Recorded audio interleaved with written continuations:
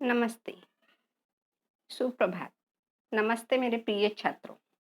तो हम छठी कविता हम उस धरती की संतति है। तो इसके जो कवि है रचनाकार उमाकांत मालवीय जी है। तो यह एक कव्वाली है और हम देखते हैं कि कव्वाली में लड़के और लड़कियों की यह नोक-झोंक हो रही है और अंत में दोनों भी भारत माता के हम रथ के दो पहिए हैं कहते हैं।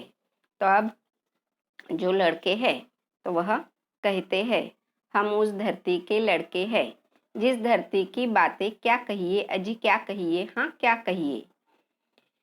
यह वह मिट्टी जिस मिट्टी में खेले थे यहाँ ध्रुव से बच्चे, यह मिट्टी हुए प्रहलाद जहाँ जो अपनी लगन के थे सच्चे, शेरों के जबड़े खुलवाकर थे जहाँ भरत दतूली दतूली गिनते, जयमल पत्ता अपने आगे थे नहीं किसी को कुछ गिनते, इस कारण हम तुमसे बढ़कर हम सबसे आगे चुप रहिए अजी चुप रहिए हाँ चुप रहिए हम उस धरती के लड़के हैं। तो यह जो लड़के हैं तो लड़कियों से कव्वाली में बहस कर रहे हैं और हम श्रेष्ठ है, हम किस तरह से श्रेष्ठ है तो इसके वह उदाहरण दे रहे हैं।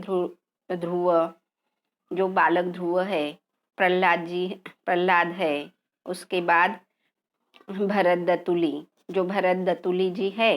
तो भरत राजा के नाम से ही हमारे भारत देश का नाम भारत पड़ा है। जयमल पत्ता तो इनके उदाहरण देकर वह कहते हैं कि हम उनकी संतति है और हम आपसे श्रेष्ठ है। इस तरह से वह लड़कियों से कह रहे हैं और लड़कियों को कहते हैं कि आप चुप बैठ जाओ, हम सबसे आगे है। इस तरह से वह लड़कियों से कहते हैं। तो उसका जवाब अब लड़कियां दे रही है। तो यहाँ तक हमारा पहली तासिका में हुआ था। अब देखो आगे, अब लड़कियां लड़कों से क्या कहती है। बातों का जनाब शहूर नहीं, शेखी न बघारे हाँ चुप रहिए, हम उस धरती की लड़की है, जिस धरती की बातें क्या कहिए। तो लड़कियां अब लड़कों से कह रही है कि अच्छी तरह काम करने की योग्यता तो आप में है नहीं है और शेखी भगारना यानी स्वयं की प्रशंसा स्वयं ही आप कर रहे हैं। तो आप क्या करो, चुप ही बैठो, हम उस धरती की लड़कियां है, उस धरती की बातें क्या कहिए। ऐसे धरती में हमने जन्म लिया है।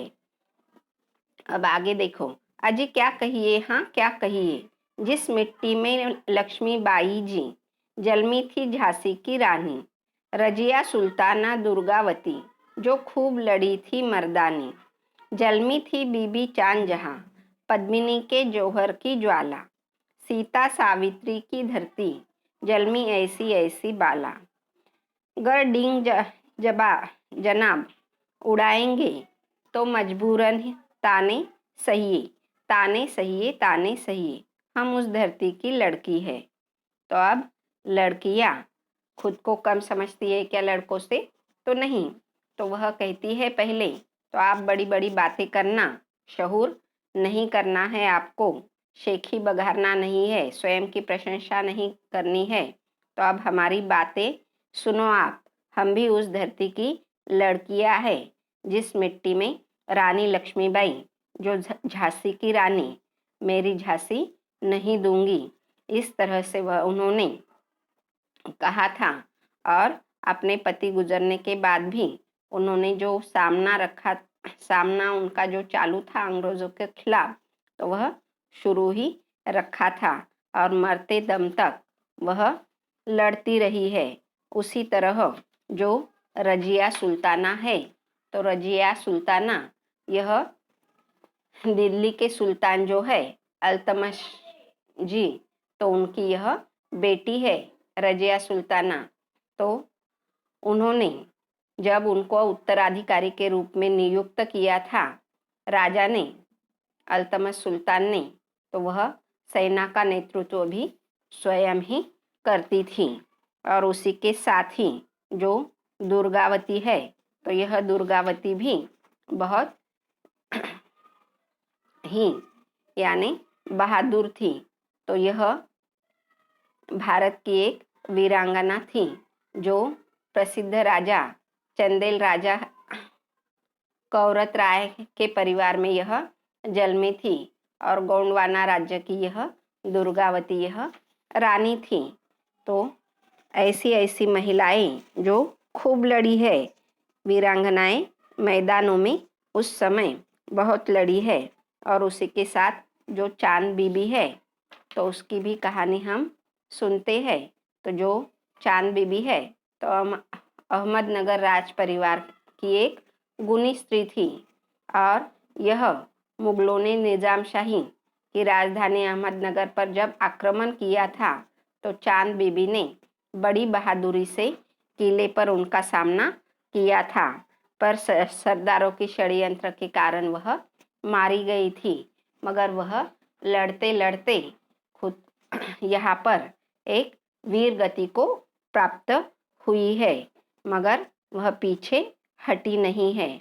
उसी तरह यह जो पद्मिनी है, तो पद्मिनी की बातें भी हम सुनते हैं कि जो चित्तौड़ के राजा रणजीत सिंह की पत्नी थी और जो पद्मावती है, तो वह अपने सुंदरता के लिए बहुत ही विख्यात थी। यानी जो पद्मिनी रानी थी, तो वह दिखने में बहुत ही सुंदर है और सुशील है कहकर यह नाम सभी और हो जाता है कि जो पद्मावती रानी है, तो वह दिखने में कैसी है, बहुत ही सुंदर है।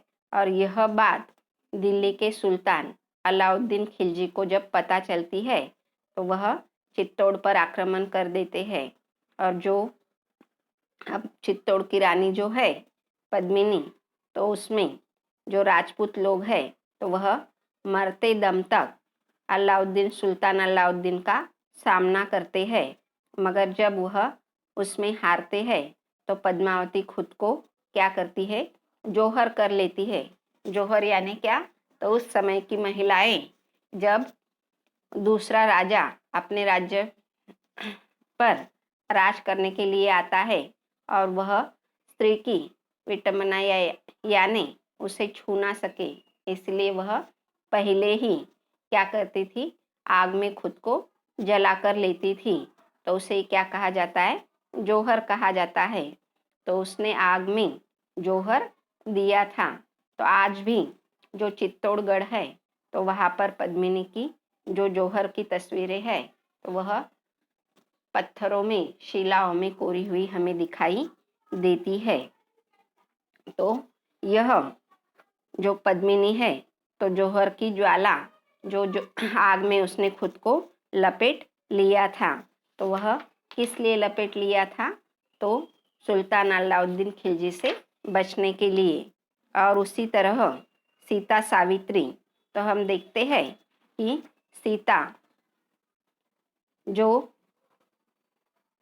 जनक राजा की पुत्री थी और वह वैदेही जानकी के नाम से भी जानी जाती है। तो अंत में यह क्या करती है, जमीन को, जब जनक राजा जमीन की जोताई करते हैं, तो उस समय वह सीता उनको मिलती है और वह श्री राम की क्या है, पत्नी है। और हम देखते हैं कि अंत में जो सीता है, तो धरती के अंदर चली जाती है। और उसी के साथ जो सावित्री, तो सावित्री की कहानियाँ भी हम सुनते हैं कि सती सावित्री, तो सती सावित्री यह अश्वपति राजा की कन्या रहती है और उसका विवाह जो है, तो वह सत्यवान से हो जाता है। मगर वह बहुत अधिक मात्रा में पतिव्रता होने के कारण जब उनके पति के प्राण लेने के लिए यम आ जाता है, तो यम से भी वह लड़ लेती है और यम से वह अपने पति को वापस लाती है। तो हम देखते हैं कि आज भी जो महिलाएं होती है, तो वह वट सावित्री पूर्णिमा कहकर उस दिन जो वट का पेड़ होता है, बरगद का पेड़ होता है, तो उसे क्या करती है, 7 जन्म तक मुझे यही पति मिलना चाहिए, कहकर उसे क्या करती है, धागा लपेटती है। तो यह उसी सावित्री की कहानी से जुड़ा हुआ त्यौहार है। तो सीता सावित्री जैसी इस धरती पर लड़कियां बालाएं हुई है, तो हम उस धरती की लड़कियां हैं। तो अब आप क्या करो, डिंग मारना बंद करो, बड़ी बड़ी बातें करना बंद करो, और नहीं तो आपको क्या करने होंगे, हमसे ताने सहने होंगे, और हम आपको क्या करेंगे, ताने देते रहेंगे। हम उस धरती की लड़कियां हैं। अब उसके बाद जो दोनों दलों के, अब लड़के और लड़कियां, यह एक दूसरे में कव्वाली में क्या कर रहे हैं, बहस कर रहे हैं। तो फिर उन्हें क्या समझ में आता है कि इस बहस से कुछ भी हासिल होने वाला नहीं है। तो लड़कियों का जवाब सुनकर लड़के समझदारी की बातें करते हुए कहते हैं कि हमारी बातों पर आप नाराज क्यों होते हो, इसमें आपस में झगड़ने से कोई बात होने वाली नहीं है। जो आप आगे देखो किताब में, जो आप खफा क्यों होती है, टंटा काहे का आपस में, हमसे तुम या तुमसे हम बढ़ चढ़कर क्या रखा है इसमें, झगड़े से न कुछ हासिल होगा, रख देंगे बातें उलझा के, बस बात पते की इतनी है, ध्रुव या रजिया भारत माता के रथ के है, हम दोनों ही दो पहिए, अजी दो पहिए, हाँ दो पहिए, हम उस धरती की संतति है। तो अब लड़के क्या कह रहे हैं कि आप हमसे खफा क्यों हो रही है, आप झगड़ा टंटा क्यों कर रही हो, आपस में ऐसे झगड़े करने से हमें कुछ हासिल होने वाला है क्या, नहीं। तो हम तुमसे बढ़कर है या तुम हमसे बढ़कर है, तो इसमें कुछ भी रखा नहीं है, और इस झगड़े से कुछ भी हमें हासिल नहीं होने वाला है। सिर्फ हमें यह झगड़े क्या करेंगे, उलझा कर रख देंगे। तो बस हमें यही पता है कि जिस तरह से ध्रुव प्रहलाद यहाँ पर हुए हैं, उसी तरह रजिया यह भी हुई है, रजिया सुल्ताना। तो हम भारत माता के बेटे बेटियां है, और हम इस भारत माता के रथ के दोनों भी दो दो पहिए हैं। तो यह दोनों भी पहिए किसे कहा गया है, लड़के और लड़कियों को, स्त्री पुरुष को यह भारत माता के रथ के दो पहिए यहाँ पर कहा गया है। तो हम इस धरती की क्या है, दोनों भी संतानें हैं। तो यहाँ पर यह कविता पूर्ण होती है।